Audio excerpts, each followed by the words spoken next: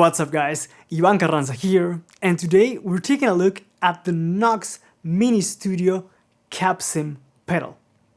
Despite having only 3 knobs, the Mini Studio comes packed with a lot of features, and it comes preloaded with 24 impulse responses. You have guitar impulse responses, bass impulse responses, and acoustic guitar impulse responses. For the controls, we have the foot switch, which allows you to switch between the different banks of impulse responses. The first one is for guitars. If you hold it for 2 seconds, it changes to the bass bank of impulse responses, and if you do it again, it goes to the acoustic guitar ones. If you press it one more time, then it goes back to the guitar and you can cycle through them like that. The knob right here in the middle lets you change between impulse responses set to a specific bank, and each one of them has 8 impulse responses.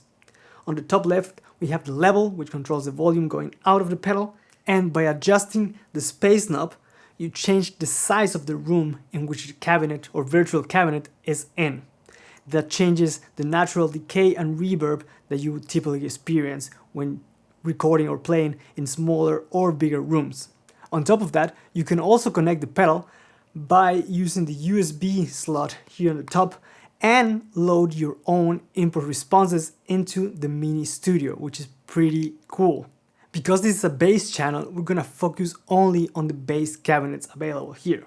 And to go to the bass bank of impulse responses, you hold the foot switch down for 2 seconds until the LED turns orange. There, the first one available is an Aguilar DB 8x10 cabinet.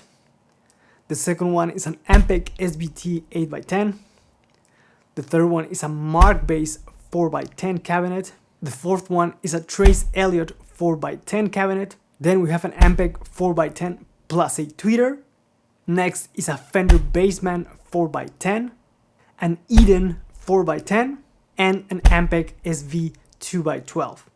And like I mentioned, you can load in your own impulse responses in here. For the intro, I used the stock Ampeg SVT 8x10 cap. And just to give you an example of how the signal sounds with the cap sim and without, I'm gonna play you some examples here of the bass in the mix and then the bass on its own. And then we're gonna move on to listen how each one of the cap sims sounds like.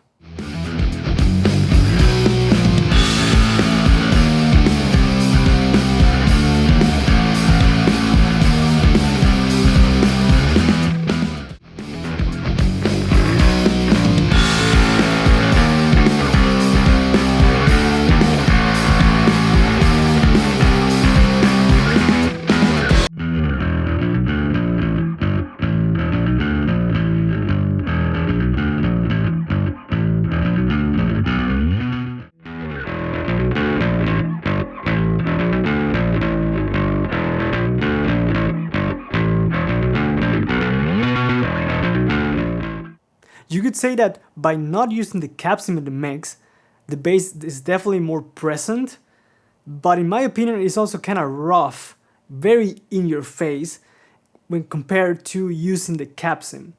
To my ears, when using the cap simulation, the Ampeg SVT here, the guitars and the drums and the bass are glued together very nicely, because it's always easy to just make something obnoxiously loud and in your face in a mix. But by using the cap sim, I think the distortion portion of the sound glues everything together better than when you're not using it.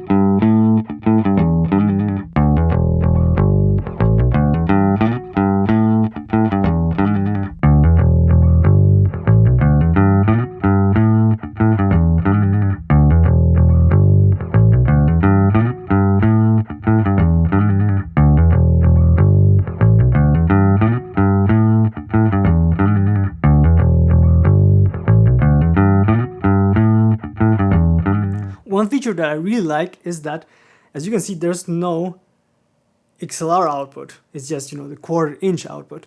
And that is pretty helpful to me because it allows me to place my favorite DIs at the end of the chain to send that to front of house or to my recording interface.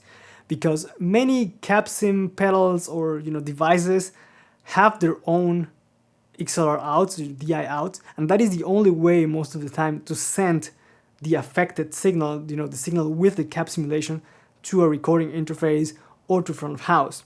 And what that does is that you're forced to put that piece of equipment at the end of the chain. But what if I have a better DI, you know, better sounding DI, a tube DI, you know, etc., that I want to use?